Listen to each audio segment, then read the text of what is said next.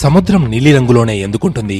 ఆకాశం నీలిరంగులోనే ఎందుకుంటుంది? పగలు నక్షత్రాలు ఎందుకు కనబడవు? అసలు రామన్ ఎఫెక్ట్ అంటే ఏమిటి? ఎన్నో ప్రశ్నలు, మరెన్నో ఆసక్తికర అంశాలు. వీటన్నింటికీ సమాధానం సివి రామన్ కనుగొన్న సూత్రాలే ప్రామాణికం. సైన్స్ రంగంలో ఎవరూ చేయలేని సాహసాలను అత్యంత సునాయాసంగా ఛేదించి ప్రపంచ వినువీధిలో మన దేశ పతాకాన్ని రెపరెపలాడించారు. వైజ్ఞానిక రంగంలో ప్రపంచ దేశాలను తలదన్నేలా భారత్ను శక్తివంతంగా చూపించారు. అప్పట్లోనే అబ్బురపరిచే ప్రయోగాలకు నిలువెత్తు వేదికలా నిలిచారు సర్ సివి రామన్.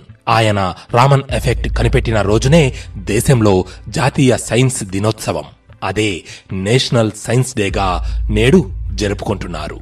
వైజ్ఞానిక రంగంలో తొలి నోబెల్ బహుమతి పొందిన కాంతిపుంజం, దేశంలో 2వ నోబెల్ బహుమతి పొందిన మహనీయుడు. అంతేకాదు, ప్రతిష్టాత్మక భారతరత్న అందుకున్న తొలి విజ్ఞాన కెరటం. ఒక్క మాటలో చెప్పాలంటే వైజ్ఞానిక శాస్త్రానికే